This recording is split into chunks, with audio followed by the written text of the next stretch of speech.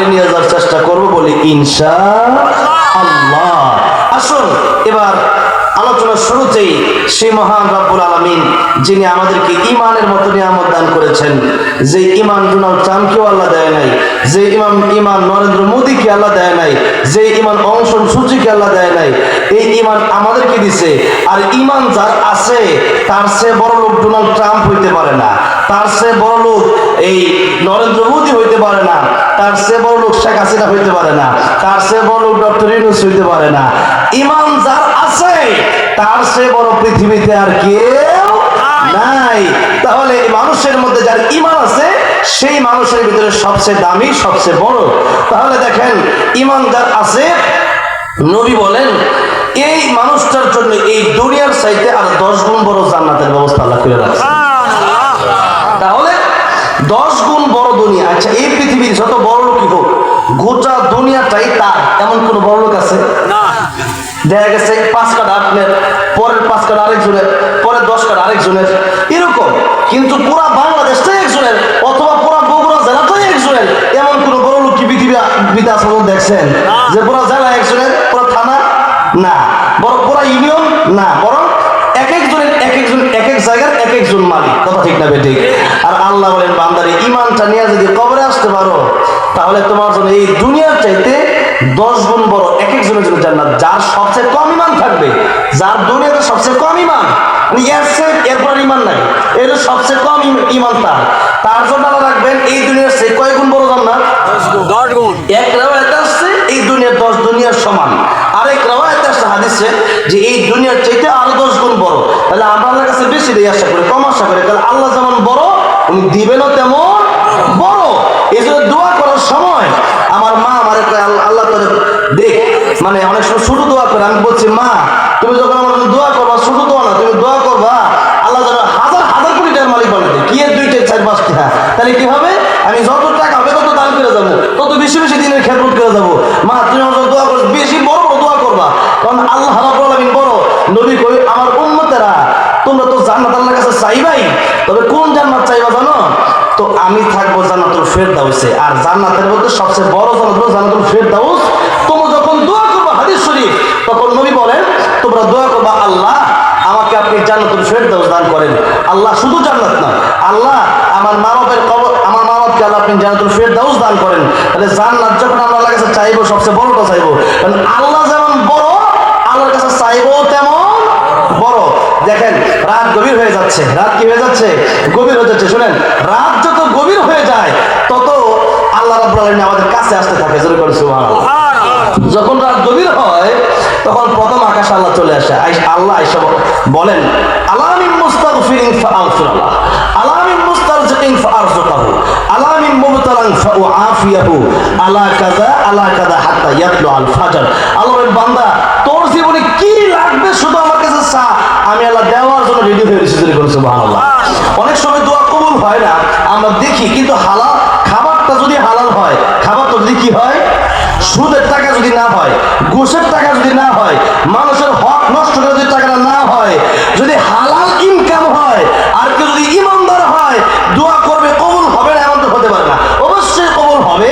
হয়তো সে দুনিয়ার জিনিস চাইছিল, আল্লাহ চাইছে তাকে আখিরাতে দিয়ে দেবেন। সে কিয়ামতের ময়দানে দেখবেন সে দুনিয়াতে চাইছিল আল্লাহ আমার 1 লাখ টাকা দাও, কিন্তু আল্লাহ 1 লাখ দেয় নাই। আখিরাতে গিয়ে দেখবে লক্ষ লক্ষ নেকি তার আমলনামায় রেডি হয়ে গেছে। সুবহানাল্লাহ। আল্লাহ বান্দারে দুনিয়াতে কবুল করি নাই, আমি তো তোরে বেশি ভালোবাসছি বান্দা, দুনিয়াতে তোরে গরিব রাখলেও তোরে আমি চাইছি তোর দোয়াটা দুনিয়াতে কবুল হইলে আখিরাতে একটু কম পাইতি, দুনিয়াতে একটু কম দিছি, আখিরাতে বাড়াই দিলাম বান্দারে।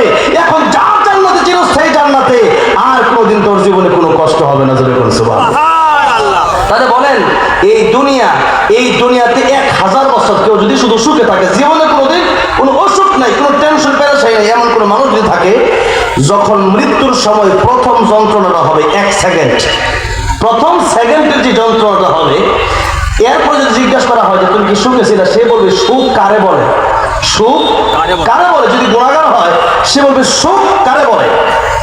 আবার কেউ যদি এই দুনিয়াতে 1000 বছর সে যদি কষ্টে থাকে, আর তারা যখন জান্নাতে দেওয়া হবে, আল্লাহ যখন তারা সালামটা দিবে, জান্নাতের ভিতরে যখন সে ঢুকবে, তখন যদি জিজ্ঞাসা তুমি কষ্টে ছিলা, তখন সে বলবে কষ্ট কারে আমি জানি না, কষ্ট আবার এটা কি? যেরকম সুবহানাল্লাহ। তাহলে আমাদের সেই জান্নাতে যেতে হবে, আমাদের আসল বাড়ি জান্নাতে। যেরকম আমাদের আসল বাড়ি কোথায়? জান্নাতে। তাহলে আমাদের জান্নাতে যেতে হবে, আর সেই যাওয়ার জন্য আমাদের আমল করতে হবে। এই যে আসছেন এখানে, বলেন কেউ খাওয়ার জন্য আসছেন? টাকার জন্য আসছেন?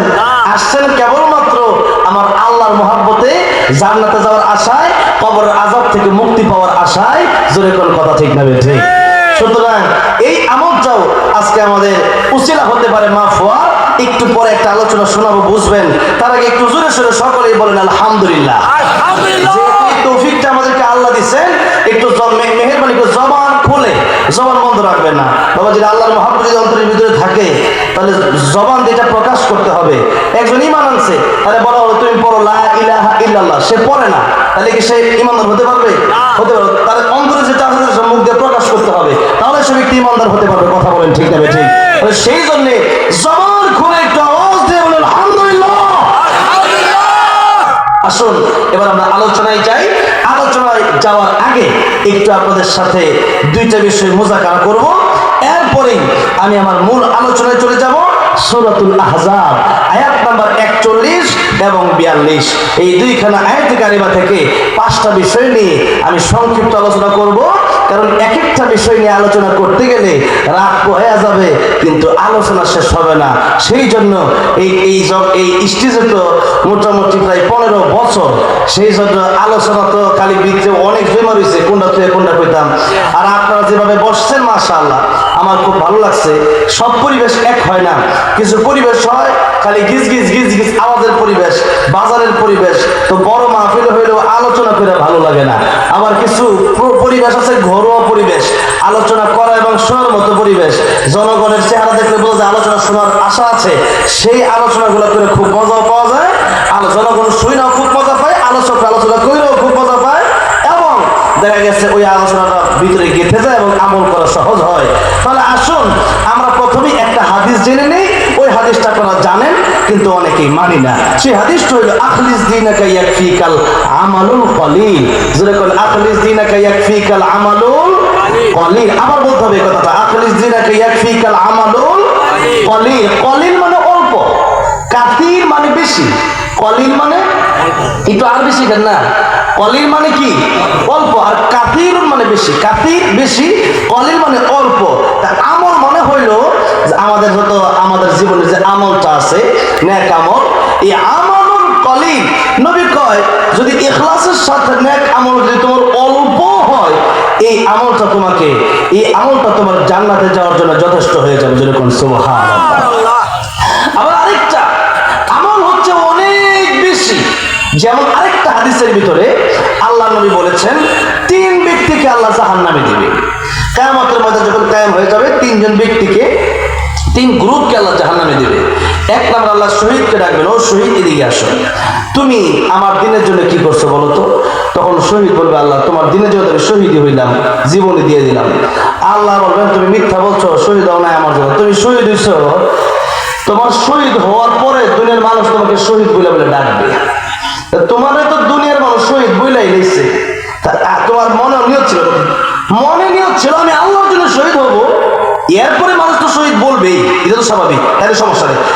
ইন্নামাল আমালু বিন্নিয়াত, ইন্নামাল আমালু বিন্নিয়াত, তোমার নিয়ত তো ছিল তুমি শহীদ হবা, এরপরে তোমার মানুষ বলবে শহীদ শহীদ, এটা তোমার নিয়ত ছিল। জান্নাত পাওয়ার আশা তোমার ছিল না, আমি আল্লাহর সন্তুষ্ট ছিল না, সুতরাং ফেরেশতা তাকে জাহান্নামে নিয়ে যাও। তাহলে বলেন শহীদ হওয়ার পরও নিয়ত ঠিক না থাকলে জান্নাতে যাওয়া সম্ভব, বরং জাহান্নাম। আমও গেল সালাও, বুঝলেন, আমও গেল সালাও গেল, কিছুই থাকলো না। এবার আল্লাহ ডাক দিবেন আলেমকে, আলেমের দিকে আসো। এই ওয়াজ যখন করি, এটা তার আপনাদের ওয়াজ না, এটা আমাদের ওয়াজ না, নিজে ওয়াজ করি। লিমা তাকুলুনা মা লা তাফআলুন, বলছেন যে তোমরা যেই কাজ করো না তা বলো কেন। আমি যদি আমল না করতে তাহলে আমার ওয়াজ করার দরকার নেই।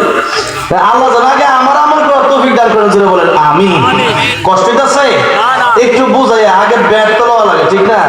ব্যাট নিয়ে প্রথমে কিন্তু ছক্কা মারে না, নাকি? প্রথমে এটা স্টার্ট করতে তো সময় লাগবে, মেশিন স্টার্ট করতে সময় লাগবে, একটু সময় লাগবে অবশ্যই, কারণ কথাগুলো বুঝতে হবে। আমি একটা ঘটনা পেয়ে গেলাম গা, কিন্তু আপনি ওয়াজ সেটা বুঝলেন না, আমলও করলেন না। কালকে বললেন যে কি যে কইছে, ওয়াজটা খুব ভালো হয়েছে, কিন্তু কি যে কইছে বুঝছি না, তাহলে আপনি এটা বুঝতে হবে।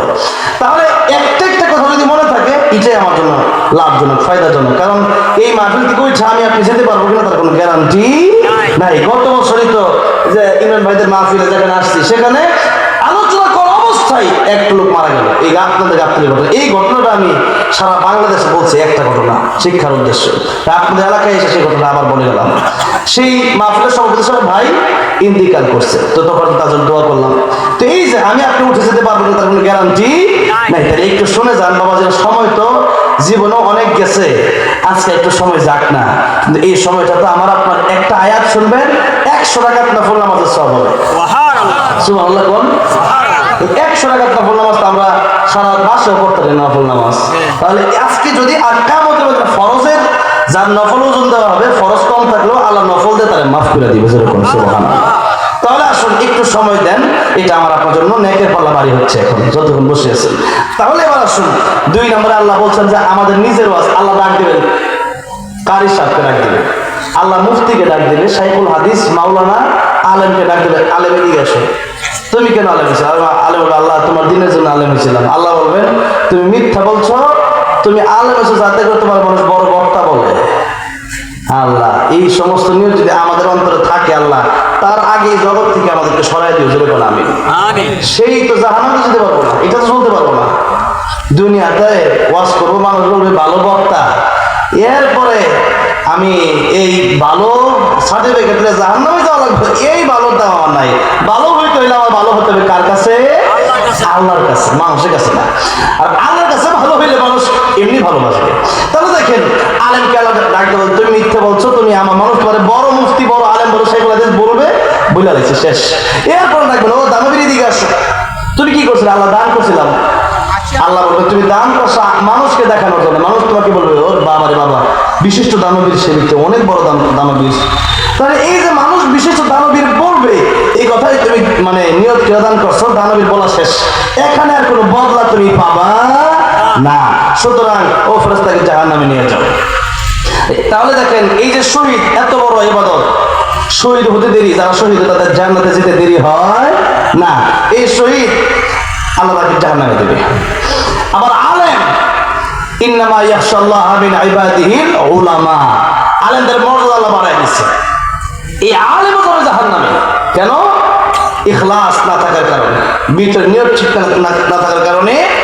আবার দানবী কোটি কোটি টাকা জীবনে দান করছে, এরপরও জাহান্নামে যাওয়া লাগবে কেন? মানুষের বাহবা পাওয়ার জন্য দান করছে, আল্লাহর মহাব্বত আল্লাহর সন্তুষ্টির জন্য দান করে নাই। এবার আসুন এটা হলো একটা মুজাকারা, আরেকটা বিষয় মুজাকারা করব। এটা হলো এত বড় ইবাদত করেও তারা জান্নাতে যেতে পারলো না কেন? ইখলাস ছিল না, নিয়ত ছিল না।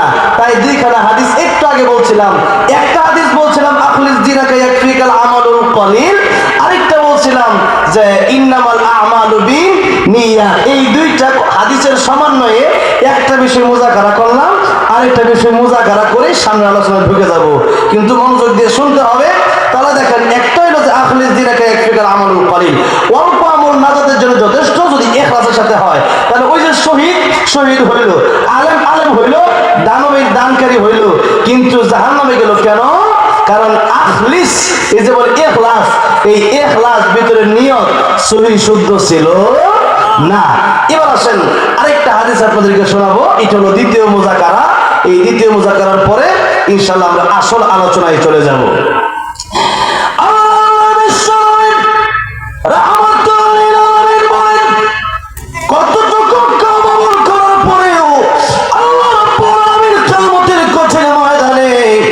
মানুষকে জান্নাতের মেহমান বানাই দিবেন কতটুকু কম আমল হলে?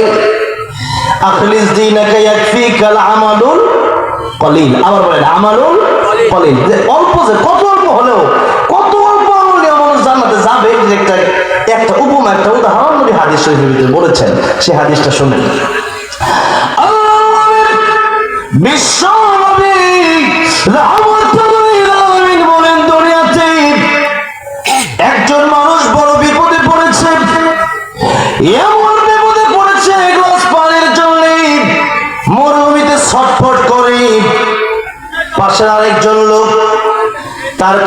গ্লাস পানি আছে, এক বোতল পানি আছে। এই এক গ্লাস পানি মরুভূমিতে নিজের আরেকটু পরে প্রয়োজন। ওই যে বলেছিলাম মরুভূমিতে রোদ, প্রচন্ড তাপ, 2-3 মিনিট দাঁড়িয়ে থাকলে যেখানে জ্বর চলে আসে, সেই মরুভূমিতে গাড়ি হারাই যখন উঠছিলাম, ওঠার সময় খালি পানি লাগে, একটু পরে পরে পানি। একটা যদি আমাকে ডান দিকে পানি রেখে আর বাম দিকে আমার সব সামনে 10 কোটি টাকা রাখে, আর আমাকে যদি জিজ্ঞাসা করা হয় তুমি কোনটা নিবে, আমি অবশ্যই বলবো আমি পানিটাই নেব।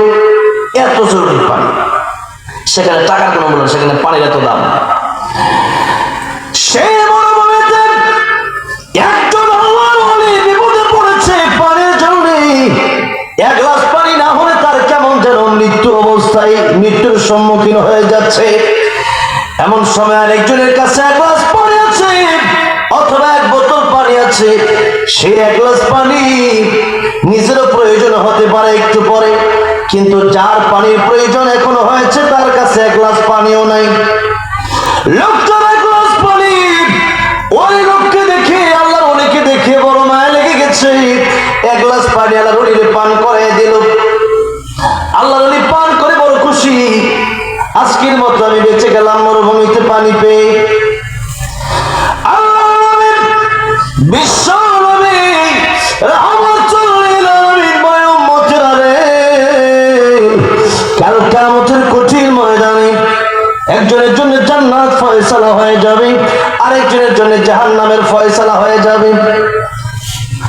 যার জন্য জান্নাত ফয়সালা হয়ে যাবে ওই ব্যক্তি চালার ওই ওলি যাকে পানি পান করানো হয়েছিল, আর যে ব্যক্তি পানি পান করেছিল সে ব্যক্তিটার জন্য জাহান্নাম ফয়সালা হয়ে যাবে। এবার আমার আল্লাহ বলবেন, ফেরেশতারা রে, যে ব্যক্তির জন্য জাহান্নাম ফয়সালা হয়ে গেছে তাকে ডাইরেক্ট জাহান্নামে নিও না ফেরেশতা, ডাইরেক্ট জাহান্নামে নিও না। ফেরেশতারা রে, যার জন্য জান্নাতটা ওয়াজিব হয়ে গেল আমার ওলি, আমার সেই প্রিয় বান্দার জন্য জান্নাত ওয়াজিব হয়ে গেছে, ফেরেশতারা রে, ওই জান্নাতি ব্যক্তির সামনে দিয়ে জাহান্নামে নিয়ে যাও। যেই মাত্র নিয়ে যাবে এমনি দেখে চিনে ফেলবে, আরে দুনিয়াতে বড় বিপদের সময় নিজে পানি পান না করে তারে পান করিয়েছিলাম, আজকের কিয়ামতের কঠিন ময়দানে আমি বিপদে পড়েছি, তারে কি একটু বলতে পারি না? ও ফেরেশতারা দাঁড়াও, আমি তার সাথে একটু কথা বলতে চাই। আজকের কিয়ামতের ময়দানে তার সাথে আমার একটু কথা আছে। যেদিন তার সন্তানকে চিনবে না, সন্তান তার বাবাকে চিনবে না, ভাই তার বোনকে চিনবে না, বন্ধু তার বন্ধুকে চিনবে না, সে কিয়ামতের কঠিন ময়দানে এমন সময় লোকটা রেখে বলবে, আমার বন্ধুরে, দুনিয়াতে বড় বিপদের সময় মরুভূমিতে এক গ্লাস পানি আমি তোমারে পান করিয়েছিলাম নিজে পান না করে, আজকের কিয়ামতের ময়দানে তুমি কি পারো না আমার একটু উপকার করতে? তুমি কি পারো একটু আমার সাহায্য করতে? তুমি তো জান্নাতে চলে যাও, খুব খুশি মেজাজে দেখা যায়, ডান হাত আমল না পয়সা বোঝা এটা জানাতে চাইবে। একটা কাজ করো না, আল্লাহ বলো, আল্লাহ বলো, আমি কাউকে যদি জান্নাতের টিকিট একবার দিয়ে দেন, ডান হাতে আমল নামা দিয়ে দেন, জান্নাতের যদি কারো জন্য বুকিং করে ফেলেন, সেই ব্যক্তির জন্য আল্লাহ রাব্বুল আলামিন কোনোদিন জান্নাতের বুকিং বাতিল করবেন না, চিরস্থায়ী জান্নাত আল্লাহ তাআলা দিয়ে দিবেন। সুতরাং তুমি তো জান্নাতে যাবে, আমার জন্য কি একটু সুপারিশ তুমি আল্লাহ রাব্বুল আলামিনের কাছে করতে পারো না? এমনি লোকটা ডেকে বলবেন, ভাই রে, দুনিয়াতে বড় বিপদের সময় তুমি আমার উপকার করেছিলে, আজকে কিয়ামতের ময়দানে আমি আল্লাহর কাছে তোমার ব্যাপারে বললে আল্লাহ আমার টিকিট বাতিল করবে না, বুকিং বাতিল করবে না, সুতরাং তোমার জন্য আল্লাহর কাছে কেনই বা বলবো না? এমনি আল্লাহ রাব্বুল আলামিনকে ডেকে বলবেন, প্রভু, আজকের কিয়ামতের কঠিন ময়দানে সে ব্যক্তি বড় বিপদে পড়ে গেছে। দুনিয়াতে আমি বিপদে পড়েছিলাম, আমার বিপদের সময় লোকটা আমাকে এক গ্লাস পানি পান করে আমার বড় উপকার করেছিল, আমি বেঁচে গিয়েছিলাম সেদিন। আজকের কিয়ামতের কঠিন ময়দানে এই লোকটা বড় বিপদে পড়েছে, আয় আল্লাহ, তুমি কি তার উপর দয়া করতে পারো না?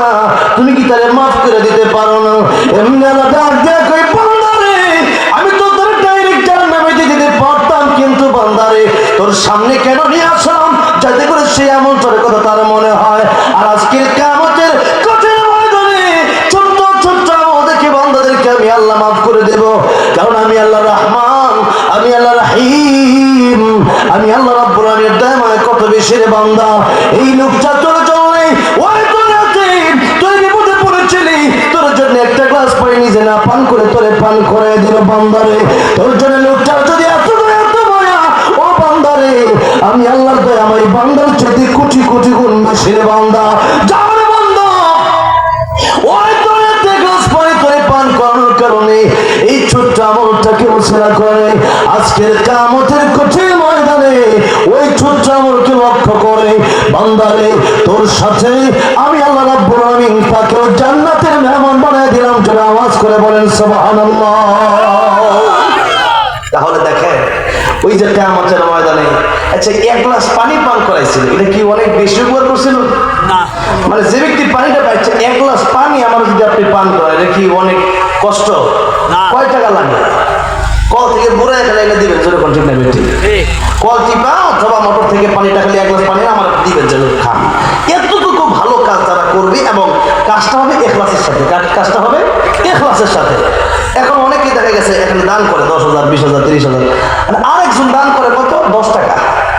সে চিন্তা করে আরে আমি তো 10 টাকা দিলাম আল্লাহকে, বান্দা চিন্তা করিস না, তার আছে 1 লাখ সে 1,000 দিবি, তোর 100 আছে 10 টাকা দিবি। ওয়ানাদাউল মাওয়াজিনাল কিসতা লিয়াউমিল কিয়ামা, কিয়ামতের মধ্যে গুনাহ হবে না কে কয় টাকা দিচ্ছে, বরং কিয়ামতের মধ্যে গুনাহ হবে কার টাকা অনুযায়ী কে কতটুকু ইখলাসের সাথে দানটা করছে। যেরকম সুবহানাল্লাহ। তাইলে একজন 1,000 দিচ্ছে আমি 10 টাকা দিয়ে মন খারাপ করার দরকার নেই, বরং আপনার খুশি হবেন না আমি দান করছি আমার আল্লাহর জন্য। অনেকে আছে যে টাকা দিছে নামও জানে না, নাম ঘোষণা ছাড়া অনেকে টাকা দেয় নাই দিছে। আরে আল্লাহ নবী তো বলছেন আরে আরশে আজিমের নিচে আল্লাহ রাব্বুল আলামিন 7 শ্রেণীর লোককে জায়গা দিবে, এর মধ্যে এক শ্রেণী হলো ওই লোক যার ডান হাতে দান করলো, যার পকেটে আসিল দিল, খালি বাম হাতে জানলো না। আচ্ছা এখন টাকাটা মনে করেন মানি ব্যাগতে বাইর করে আপনি গুনলেন যে এটা 5 টাকা দিলাম, এটা 10 টাকা দিলাম, এই যে টাকাটা দিলেন তাহলে কি আপনি বাম হাত জানলো না? আমার কথাটা আলোচনা বুঝার চেষ্টা করুন। দেখেন ডান হাতে যে আপনি দান করছেন, আরে আপনি বাম হাত জানো না কেন? আপনি তো যা দান করছেন মনই তো জানে, আপনার মন জানে না আপনি টাকা দিচ্ছেন, তো মন জানা মানে বাম হাতে দিতে হয়েছে। এখন তাহলে এই দানটা কেমন যে পকেটে ছিল কিছু বিসমিল্লাহ কইয়া খালি মানি ব্যাগটা বাইর করে দিয়ে দিলাম, যা গেছে গেছে। এই যে এইরকম দান যারা করবে তখন এই দানকারীর ব্যাপারে নবীজি বলেন এমন দানকারী এমন ইখলাস তার ভিতরে কত বেশি, সে টাকাটা গুনলো না, মানে তার ভিতরে পকেটে হাত দিচ্ছে অথবা মানি ব্যাগে হাত দিচ্ছে, দেখছেন না দিচ্ছে, যা 500 নোট 5টা 1200 2-3টা দিয়ে দিলাম যা আজকা। এই যে নিয়মটা, এই যে ইখলাসটা তার ভিতরে যে কত আছে কোনো দোকানে দিয়ে দিলাম অবস্থায় যা হয়েছে তাই আল্লাহ তো দেখছে। এই যে নিয়মটা করে আপনি দিচ্ছেন, এখন 10 থাকুক 20 থাকুক 50 টাকা থাকুক কোনো সমস্যা নাই, এই ইখলাসের কারণে আপনার জীবনটা ধন্য হয়ে আপনি জান্নাতের মেহমান আল্লাহ আপনার বানিয়ে দিতে পারে। যেরকম সুবহানাল্লাহ, এতটুকু আমলের কারণে। তাহলে বলেন ছোট ছোট আমল আমরা গুরুত্ব দেই আসলে 10 টাকা এটা কোনো আমল হইলো, কিন্তু না 1 গ্লাস পানি পান করায়া নবী বলেন উম্মতেরা রে তোমরা বোঝার চেষ্টা করো না কেন 1 গ্লাস পানি পান করায় যদি কোনো মানুষকে আল্লাহ জান্নাতে দিয়ে দেয়, 1 গ্লাস পানি একজনকে পান করেছে, তাহলে তুমি যদি 10 টাকা দাও 1 গ্লাস পানির চেয়ে কম না বেশি? বেশি, কারণ দাম অনুযায়ী। এখন দেখা গেছে যে 1 গ্লাস পানি খেতে দোকান থেকে একটা চার দোকান থেকে 2 টাকা ফ্রি, কথা ঠিক না ঠিক? যা খাবেন পানি খেতে টাকা লাগে না ফ্রি, তাহলে এখন বলছে যে আপনি 1 গ্লাস পানি খাবেন ফ্রি, এখন 10 টাকা চাইলে দেখবেন দিবেন, তাহলে 10 টাকার পানি 10 টাকার দামটা, কারণ পানি তো আমাদেরকে এমনি দিয়ে দিচ্ছে সহজে, যত জিনিসের দরকার তো আল্লাহ ফ্রি দিয়ে দেয়। তাহলে দেখা গেছে 10 টাকা আপনি দান করতেছেন, কিন্তু আপনার মনে মনে একটা আফসোস থেকে গেল যে আরে আমি তো দান করতে পারবো। আফসোস নাই, কোনো আফসোস নাই, আপনি 10 টাকা দান করছেন কিন্তু আপনার ভেতরে ছিল ইখলাস, আপনার ভেতরে ছিল কেউ দেখুক না দেখুক আমার আছে নাই আমি কি করবো, আমার থাকলে আমি দিতাম বেশি করে, কিন্তু আমার নাই আমি কি করবো, আমার আছে আমি 10 টাকায় দিলাম। আল্লাহ বলেন বান্দার তো 10 টাকায় মঞ্জুর জোরে কোন সুবহানাল্লাহ। আমার ভাইরা আমার বাবাজিরা, তাহলে আসুন আমরা বলেছিলাম আগেই যে আমল যদি বড় হয় আর যদি ভিতরে ইখলাস না থাকে আমলের দাম নাই, আর যদি আমল ছোট হয় আমলটা যদি ছোট হয় ভিতরে যদি ইখলাস থাকে যে আমি আমার আল্লাহ সন্তুষ্টির জন্য করব, তাহলে সেই আমলটাই জান্নাতে নিয়ে যাইতে পারে।